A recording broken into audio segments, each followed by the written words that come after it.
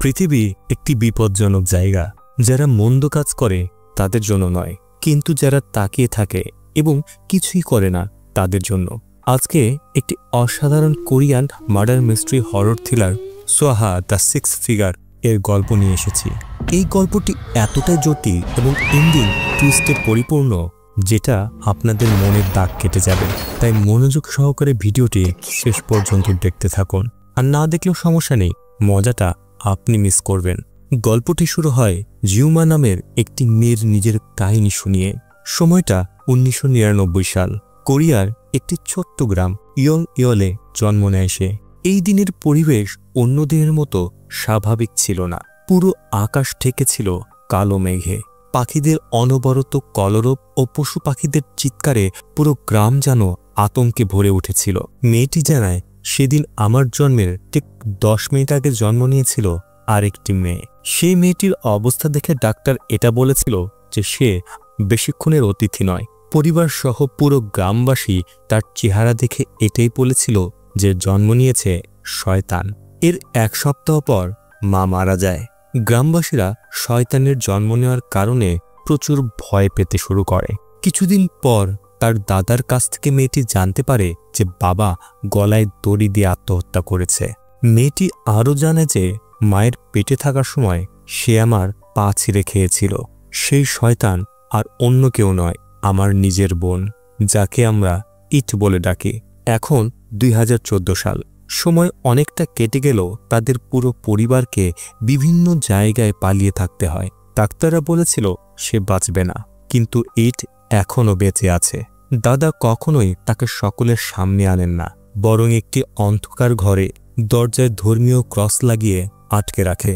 সকলের সামনে তাকে মৃত হিসেবে দেখানোর জন্য তার কোনো জন্ম সনদ ছিল না। ফলে সরকারি খাতায় মেয়েটির কোনো অস্তিত্ব নেই। তাই বাড়িতে জিউমা, দাদা ও দাদি এই 3 জন আছে বলেই সবাই তাই জানে। কিন্তু সমস্যা শুরু হয় নতুন গ্রামে আসার পর থেকে। কেননা এই গ্রামে আসার সাথে সাথেই পুরো গ্রামের গবাদি পশু অদ্ভুত অস্বাভাবিকভাবে মরতে শুরু করেছিল। ফলে এই ঘটনার জন্য একজন শামান ডেকে আনলে কিছু জিনিস আন্দাজ করতে পেরে একজনকে জিজ্ঞাসা করে এই গ্রামে নতুন কেউ এসেছে কিনা। ফলে সন্দেহ ওদের দিকেই যায়। শামান তার নিজের লোক এবং বেশ কিছু গ্রামবাসীদের সাথে করে নিয়ে তাদের বাড়ির উদ্দেশ্যে রওনা দিলে দাদা দূর থেকে তাদেরকে দেখে সমস্ত দরজা জানালা বন্ধ করে দেয়। সকলে অনেকবার দরজা খুলতে বললেও ভেতর থেকে কোনো ধরনের সাড়া না দেওয়ায় আপাতত তারা সেখান থেকে চলে যায়। কিন্তু সেই রাতে শামান পুনরায় লুকিয়ে তাদের বাড়িতে আসে। শামান খুব সহজে ঘর বন্দি করে রাখা সেই মেয়েটির উপস্থিতি টের পায়। এরপর তার রুমের দিকে এগোতে অদ্ভুত কান্নার শব্দ তার কাছে ভেসে আসে। এটা কেমন কান্না? এটা কি কোনো মানুষ নাকি কোনো আত্মা? এমন ভয়ানক কান্না জীবনে সে কোনো দিন শোনেনি।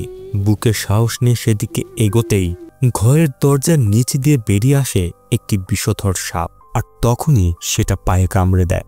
নিজেকে সামলাতে সে লক্ষ্য করে সেখান দিয়ে বেরিয়ে আসছে আরও বিষধর সাপ। এমন ঘটনা দেখে তারা এক মুহূর্তের জন্য দেরি না করে সেখান থেকে পালিয়ে যায়। এরপর আমরা প্যাস্টার পার্ক নামের একজনকে দেখি।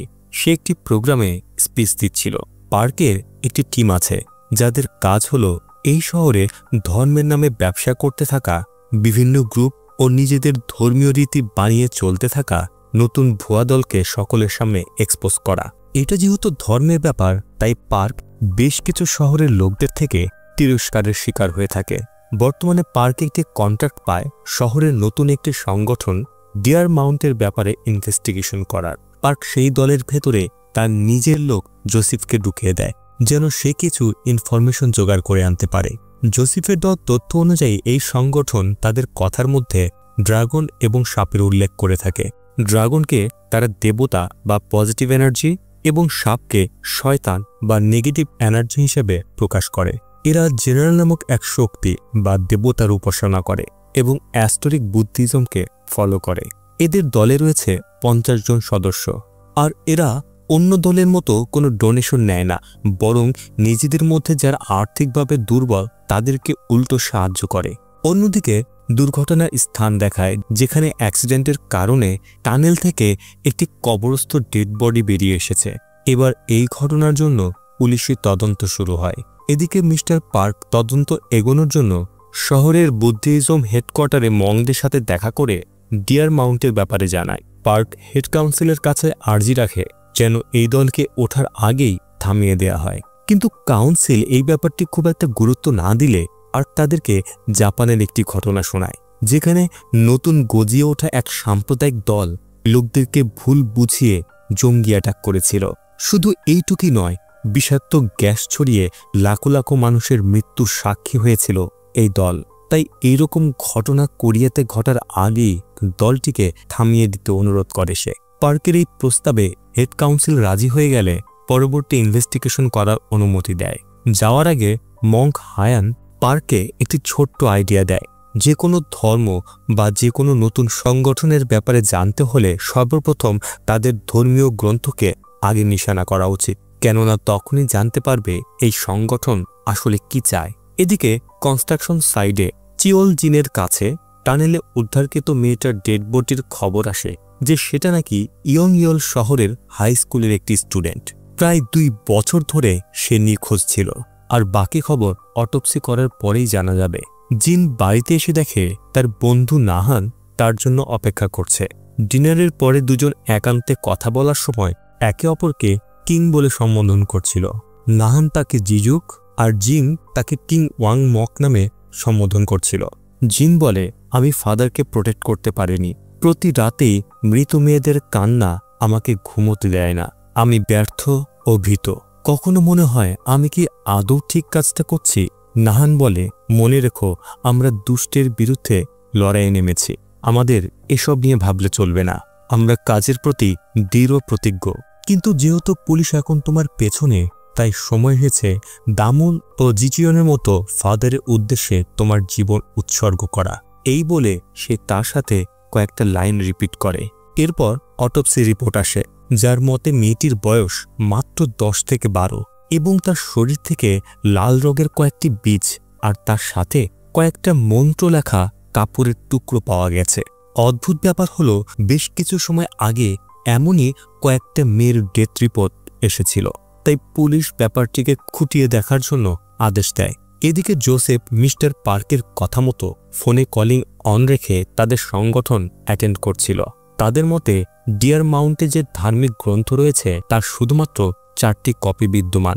গ্রন্থের শেষ অধ্যায়ে একটি ভবিষ্যৎবাণী লেখা আছে, যার অনুযায়ী 81 শয়তানের জন্ম হবে, তার মধ্যে একজনের শরীরে থাকবে সাপের বাস, যার কর্ম হল আলোকে বিনাশ করা, অর্থাৎ ধর্মগুরুকে মেরে ফেলা। এর মাঝে পুলিশ রেড করতে আসে, কেননা এদের সংগঠনের সদস্য জিনের উপরে পুলিশের সন্দেহ যে সে মেয়েদেরকে মেরে ফেলেছে। বেশ কিছুদিন ধরেই সে নিখোঁজ। পুলিশ তার বাড়িতে গেলে সেখান থেকেই ডিয়ার মাউন্ট সংগঠন সম্পর্কে তারা জানতে পারে। সংগঠনের হেড পুলিশকে বলে, আপনাদের হয়তো কোনো কারণে ভুল হচ্ছে, কেননা এটা একটি বৌদ্ধিক সংগঠন, আর যদি আপনারা জিনের ব্যাপারে জানতে চান তাহলে আমরা তার মায়ের ঠিকানা দিচ্ছি, সেখানে গিয়ে আপনারা জিজ্ঞাসাবাদ করতে পারেন। এদিকে জিন কনস্ট্রাকশন সাইডে থাকাকালীন তার কাছে আসে একটি মেয়ের আত্মা। অপরদিকে মঙ্ক হায়ান এবং মিস্টার পার্ক ডিয়ার মাউন্টের আরও বেশ কিছু তথ্য জোগাড় করে। হায়ান পার্কের দেয়া কিছু ছবি দেখে বলে, এদের পেছনে যে দেবতার ছবি আঁকা রয়েছে এটা গৌতম বুদ্ধের 4 জন হেভেনলি কিংয়ের মধ্যে একজন। অ্যাস্টোরিক বুদ্ধিজম অনুযায়ী গৌতম বুদ্ধ যখন ভারত থেকে নিজের দেশে ফিরে গিয়েছিলেন তখন তার সাথে 4 জন অনুগামী এসেছিলেন, তাদের দেবাস বলা হয়। পরবর্তীতে এই 4 জন 4টি দিক অর্থাৎ উত্তর, দক্ষিণ, পূর্ব, পশ্চিম দ্বারের গার্ড হয়েছিল। তারা অসুর এবং রাক্ষসের হাত থেকে গৌতম বুদ্ধকে রক্ষা করত। অর্থাৎ সেই অনুযায়ী ডিয়ার মাউন্টের 4টি শাখা রয়েছে 4টা দিকে। জিয়ংসিয়াল শহরে উত্তর দ্বারের রক্ষক কিং ডামুন এর 2 জন ফলোয়ার রয়েছে, ইয়াকসা এবং রাক্ষসা। জেচিয়ন শহরের পশ্চিম দ্বারের রক্ষক কিং গুয়াংমক, দানিয়াং শহরের দক্ষিণ দ্বারের রক্ষক কিং জিউনজেন এবং তাইবেক শহরের পূর্ব দ্বারের রক্ষক কিং জিজুক, যার 2 জন ফলোয়ার্স রয়েছে, গান্ধার্বা এবং পিসাচা। অর্থাৎ এখানে কিং ওয়াংমক ছিল আহান, এবং কিং জিজুক ছিল জিন, যার কারণে তারা একে অপরকে কিং বলে সম্বোধন করছিল। মাঝরাতে জোসেফ এবং পার্ক লুকিয়ে ডিয়ার মাউন্টের সেন্টারে প্রবেশ করলে গুপ্ত দরজার মাধ্যমে এমন একটি ঘরে পৌঁছায় যার দেয়ালে গৌতম বুদ্ধ এবং 4 ফলোয়ারের ছবি আঁকা ছিল এবং পাশে রাখা ছিল তাদের ধর্মগ্রন্থ। অন্যদিকে পুলিশ জিন অর্থাৎ কিং জিজুককে ধরতে এলে মায়ের কাছে তার কল আসলে জানায়, মা, আমার উপরে ভরসা রাখো, আমি সত্যের পথে থেকে শয়তানের বিরুদ্ধে লড়েছি, ফলে আমার মোক্ষ লাভ হবে। এখন আমি আসি, তোমার সাথে স্বর্গে দেখা হবে। এটা বলেই ছাদ থেকে গলায় দড়ি দিয়ে ঝাঁপ মারতেই সেখানেই সে মারা যায়। এই ঘটনার সাক্ষী ছিল দূরে দাঁড়িয়ে থাকা নাহান অর্থাৎ কিং কোয়াং মক। পরের দিন পার্ক জিনের মৃত্যুর খবর পেলে কেস কোন দিকে যাচ্ছে তার কোনো কুল কিনারা খুঁজে পায় না। পার্কের বোন পুলিশ ক্রিমিনাল ডিপার্টমেন্টে কাজ করে, তাই রেকর্ড থেকে জিনের ফাইল এনে দিলে জানতে পারে সে একবার ডিটেনশন ক্যাম্পে গিয়েছিল বাবাকে খুন করার অপরাধে। এদিকে ডিয়ার মাউন্টের কাউন্সিল হেড নাহানকে জিওমার ব্যাপারে একটি ফাইল দিয়ে তার উপরে নজর রাখতে বলে। মঙ্ক হায়ান জোসেফ এবং পার্ককে ডিয়ার মাউন্টের ধার্মিক বইয়ের ব্যাপারে একটি অদ্ভুত কথা জানায়। এই বইয়ের শেষ অধ্যায় হাংমা জিওন বা হাংমা সূত্র নামের একটি ভবিষ্যৎবাণী লেখা আছে, যার অনুযায়ী পৃথিবীতে একসময় শয়তান ও দেবতার সঙ্গে ধর্মযুদ্ধ হবে।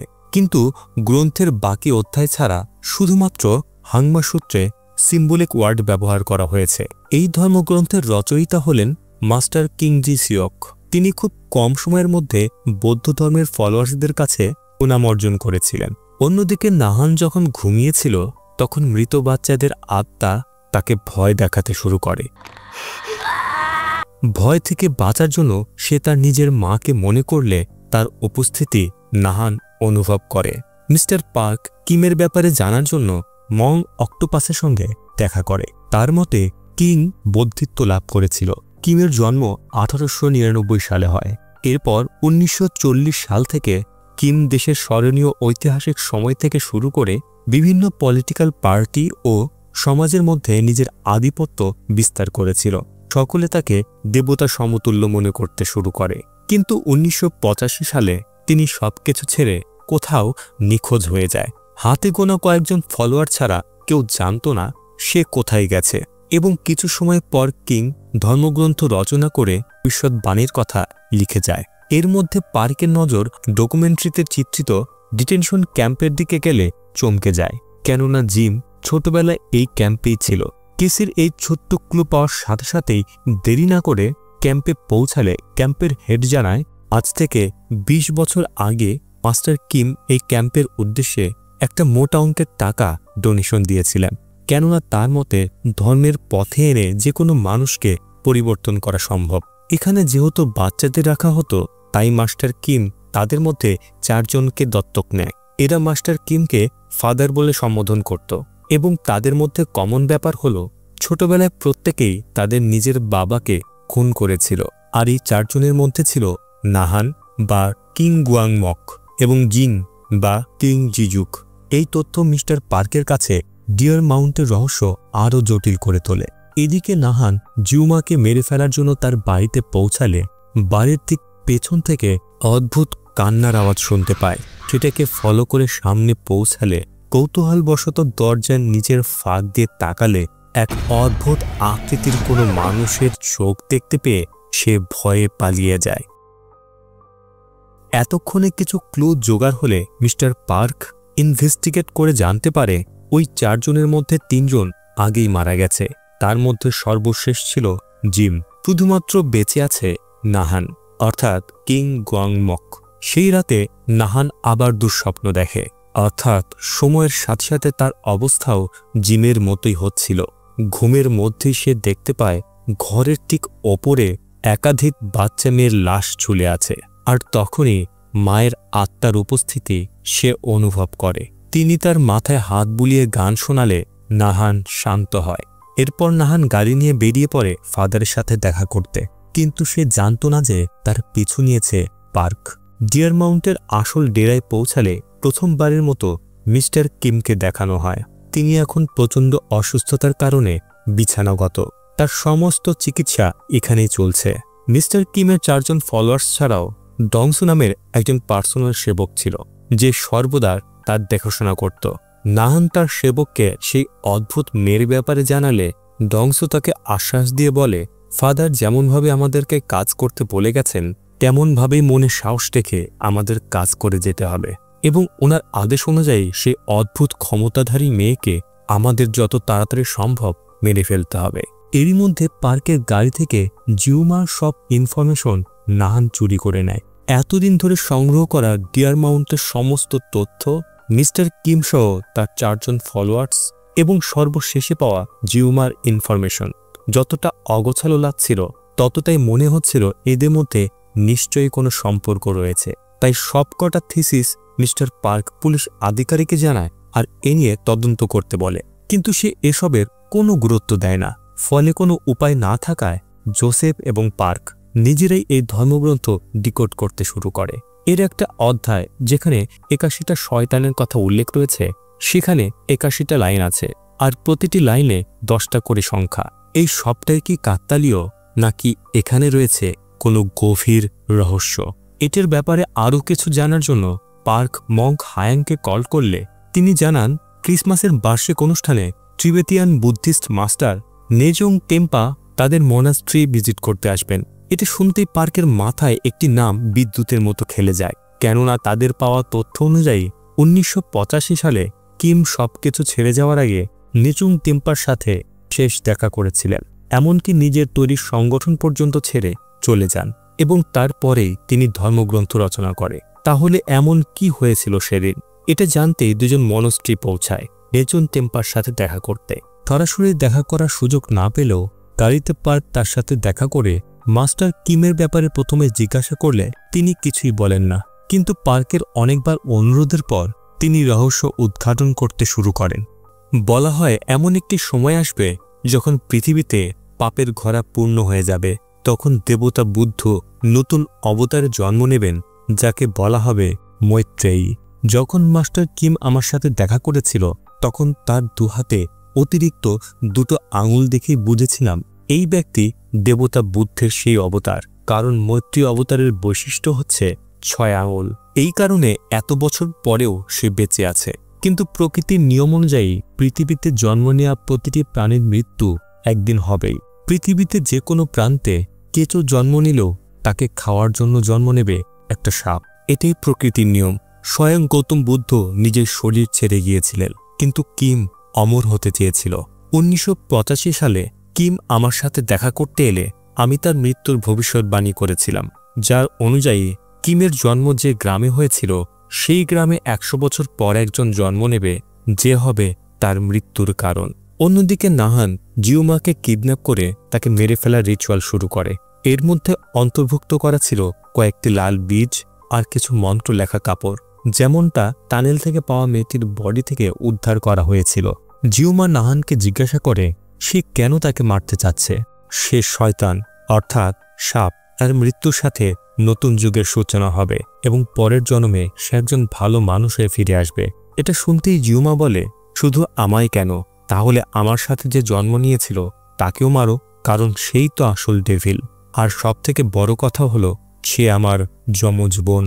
এটা শুনতেই নাহানের মাথায় যেন বাজ পড়ে।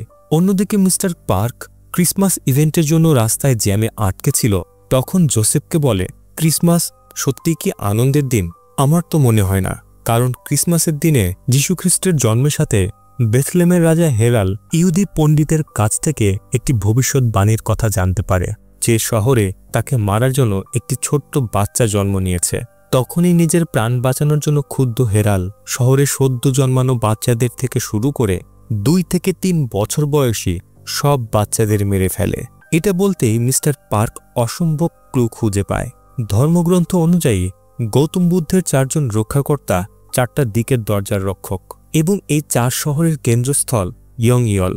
আর মাস্টার কিমের জন্ম 1899 সালে কোরিয়ার ছোট্ট গ্রাম ইয়ংইয়লেই হয়েছিল। আর নেচুং টেম্পারের ভবিষ্যৎবাণী অনুযায়ী ঠিক তার জন্মের 100 বছর পর তাকে মারার জন্য এক মেয়ে জন্ম নেবে, যে হবে তার মৃত্যুর কারণ। এজন্য মিস্টার কিম তার জন্মের 100 বছর পর অর্থাৎ 1999 সালে ইয়ংইয়লে যতজন মেয়ে জন্ম নিয়েছিল তাদের প্রত্যেককেই মেরে ফেলার চেষ্টা করছে। এমনকি তারা যদি শহর ছেড়ে অন্য কোথাও চলে গিয়ে থাকে তাহলে সেখান থেকেও তাদেরকে খুঁজে বের করে খুন করে আকস্মিক মৃত্যু হিসেবে অ্যাক্সিডেন্ট বা আত্মহত্যার রূপ দিচ্ছিল। আর এই সব কিছুর পেছনে হাত ছিল মাস্টার কিমের 4 জন ফলোয়ার্সের। মাস্টার কিম এই কারণে ডিটেনশন ক্যাম্প থেকে এই 4 বাচ্চাকে অ্যাডপ্ট নিয়ে প্রথমে ব্রেন ওয়াশ করে নিজেকে গৌতম বুদ্ধের অবতার দেখিয়ে এদেরকে বোঝায় সেটা হলো তোমরা গৌতম বুদ্ধের 4 রক্ষক। এছাড়াও ধর্মগ্রন্থের শেষ অধ্যায়ে লিখিত 81টা লাইন কোনো 81টা ডেভিলকে রিপ্রেজেন্ট করে না, বরং এটা ইয়ংয়েলে 1999 সালে জন্ম নেয়া 81টা মেয়ে এবং প্রতি লাইনের 10টা সংখ্যা তাদের বার্থ আইডি রেজিস্ট্রেশন নাম্বার। যখন কিমের হিসাব করা বার্থ আইডির সাথে মিলে যায় তখন 2000 সালে তাদের ধর্মগ্রন্থ লিখিত হয়। অর্থাৎ এতদিন ধরে ডিয়ারমাউন্ট ধর্মের আড়ালে বাচ্চা মেয়েদের খুন করে চলেছে, যার সূচনা হয় 1985 সালে নিচুং টেম্পার মাস্টার কিমের প্রতি করে যাওয়া ভবিষ্যৎবাণী। ফলে কিম সবকিছু ছেড়ে নিজেকে অমর বানানোর জন্য মেয়েদের আইডি সংগ্রহ করতে চলে যায়। এইবার যেহেতু এত ডিটেলস পাওয়া একার পক্ষে সম্ভব ছিল না, তাই কিম ডিয়ার মাউন্ট নামের ধর্ম সংগঠন শুরু করে, যেখানে সমাজের উচ্চ স্তরের মানুষ যেমন উকিল, বিজনেসম্যান, ডাক্তার, টিচার, নার্স আর যে কোনো ক্ষমতাশীল ব্যক্তিরা ছিল, যাদের থেকে ইয়ংইল শহরে 1999 সালে জন্ম নেয়া সব মেয়েদের ডিটেলস জোগাড় করিয়ে নেয়। ধর্মের নামে এদের এতটাই ব্রেনওয়াশ করা হয়েছিল যে এরা নিজেরাই জানতো না যে এদেরকে দিয়ে কি করা হচ্ছে। এদিকে নাহান জিউমার বোনকে মারতে দরজায় ঢুকতেই চমকে যায়, কারণ যাকে সে ডেভিল রূপে দেখবে ভেবেছিল সে দেবী রূপে গৌতম বুদ্ধের মতো বসে রয়েছে। নাহান অবাক হয়ে জিজ্ঞেস করে, তুমি কে? উত্তরে মেয়েটি বলে, আমি হলাম সে যে প্রতি রাতে তোমার সাথে কাঁদে যখন তুমি নিরীহ মানুষদের হত্যা করো। নাহান বুঝতে পারে সে নিজের কর্ম থেকে বিচ্যুত হচ্ছে, ফলে মোহ থেকে বেরিয়ে এসে তাকে মারতে যেতেই মেয়েটি সেই গান গাইতে শুরু করে যেটা দুঃস্বপ্ন দেখার সময় নাহানের মা তার সাথে গাইত। এটা শোনা মাত্রই সে কান্নায় ভেঙে পড়ে এবং তার সামনে নতজানু হয়ে বলে, এরপর কি করব? আপনি আমাকে তার পথ দেখান। মেয়েটি বলে, যাকে তুমি ফাদার বলে ডাকো তার হাতের সাইন আগে লক্ষ্য করো। এই বলে সে নিজের হাত সামনে আনতেই নাহান অবাক হয়ে যায়, কারণ মেয়েটির প্রত্যেকটি হাতে ছিল 6টা আঙুল। কিন্তু এটা কিভাবে সম্ভব?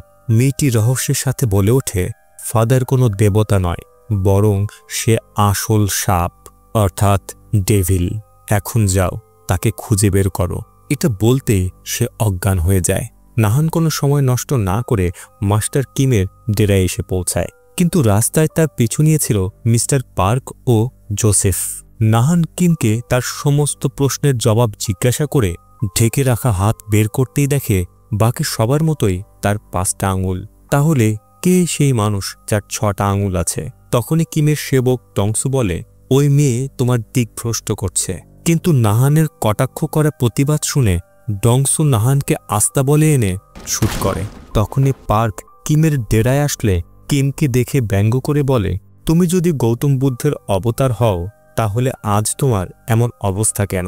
আর তখনই কিছু একটা শব্দ শুনে পার্ক লুকিয়ে পড়লে সে দেখে ডংসু কিমের অক্সিজেন মাস্ক সরিয়ে বলছে, তোমার কাজ সম্পন্ন হয়েছে। পার্ক নিজের চোখকে বিশ্বাস করতে পারছিল না যে তার সামনে এটা কি ঘটে চলেছে। এবার এখানে উন্মোচন হয় আসল রহস্য। আসলে এর সবকিছুর পেছনে মাস্টার কিম নয়, বরং ডংসু ছিল।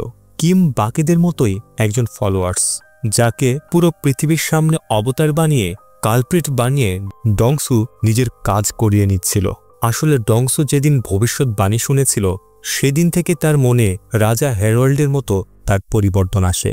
অর্থাৎ প্রথম থেকে ডংসু স্নেক অর্থাৎ ডেভিল ছিল, আর তাকে শেষ করতেই জিউমার বোনের জন্ম হয় গৌতম বুদ্ধের অবতার হিসেবে। কিন্তু তাকে প্রথম থেকে টার্গেট করতে পারেনি, কারণ ঘটনার পরিবর্তন সেদিন থেকে হয়েছিল যখন জিউমার যমজ বোন জন্ম নেওয়ার পর তার কোনো জন্ম নিবন্ধন করা হয়নি। অদ্ভুত রূপে জন্ম নেওয়ার কারণে তার দাদা সমাজের থেকে তাকে লুকিয়ে রেখেছিল। কিন্তু এবার ডংসু তার ব্যাপারে জেনে গেলে কিটকে শেষ করতে গাড়ি নিয়ে বেরিয়ে পড়ে। আর এদিকে নাহানকে উদ্ধার করে ডংসুর পিছু নেয় পার্ক, তার সাথে ছিল জোসেফ। বেশ কিছু দূর যাওয়ার পর পার্ক ইচ্ছা করে ডংসুর গাড়িতে ধাক্কা মারলে ক্ষমা চাওয়ার নামে নাটক করে তার অজান্তেই নাহানকে তার গাড়িতে শিফট করে দেয় এবং তাদের প্ল্যান কাজ করেও যায়। যখন মাঝ রাস্তায় পেছন থেকে ডংসুর গলা দড়ি দিয়ে টেনে ধরে নাহান। গলায় চেপে বসা দড়ির একটু একটু টানের মাঝে নাহান মনে করাতে থাকে ডংসুর প্রতিটা পাপের কথা, দীর্ঘ সময় ধরে কিভাবে ধর্মের আড়ালে থেকে সবাইকে বোকা বানিয়ে নির্মমভাবে বাচ্চা মেয়েদেরকে একের পর এক খুন করিয়েছে সে, কিভাবে ছিনিয়ে নিয়েছে মাদের কোল থেকে যুবক ছেলেদের। বাড়তে থাকে গলায় ফাঁসের জোর, আর অন্যদিকে জেগে ওঠে বুদ্ধের অবতার মৈত্রেয়ী। ডংসু ধীরে ধীরে গাড়ির ওপর নিয়ন্ত্রণ হারিয়ে ফেললে হঠাৎ অ্যাক্সিডেন্টের সাথে উল্টে যায় গাড়ি। শোনা যায় মৈত্রের কণ্ঠে কয়েকটি লাইন, সেদিন সব কিছু উল্টে যাবে, ভূমি হবে আকাশ, আকাশ হবে ভূমি। কিন্তু এত কিছুর পরেও ডংসুর কোনো ক্ষতি হয় না। তখনই ক্ষত বিক্ষত অবস্থায় গাড়ির তলা থেকে বেরিয়ে আসে নাহান। তার হাতে ছিল মৈত্রেয়ীর দেওয়া একটি লাইটার। সেটার আগুন গড়িয়ে পড়তে থাকা পেট্রোলের স্পর্শ করতেই ভয়ঙ্কর এক দাবানলে পুড়তে শুরু করে ডংসুর শরীর। শেষ হয়ে যায় ধর্মের মিথ্যে আড়ালে লুকিয়ে থাকা সাপরূপী শয়তান। কারণ ধর্মগ্রন্থে বলা আছে, পৃথিবীতে যখন পাপ বেড়ে যাবে তখন বৌদ্ধের অবতার মৈত্রীরূপে জন্ম নেবে তাকে নাশ করতে। কিন্তু তাকে বিনাশের সাথে প্রকৃতির নিয়ম মেনে সে নিজেও দেহ ত্যাগ করবে। আর সেটাই সত্যি হয়, কারণ ডংসুর সাথে মৈত্রীও শেষ হয়ে যায়। সেই রাতে নাহান, পার্ক ও জোসেফ ছাড়া এর প্রত্যক্ষদর্শী কেউ ছিল না। সর্বশেষে নাহান তার কর্ম পূরণ করে মৃত্যুর পথযাত্রী হয় এবং জিউমার কোলে পড়েছিল তার মৈত্রীরূপী বোন। আর এই ঘটনার সাথে মুভি এখানেই শেষ হয়। তাহলে এই গল্পটি কেমন লাগলো তা অবশ্যই কমেন্ট বক্সে জানাবেন। আর এমন আরও ভিডিও দেখতে চাইলে চ্যানেলটি সাবস্ক্রাইব করে আমাদের সাথে থাকুন।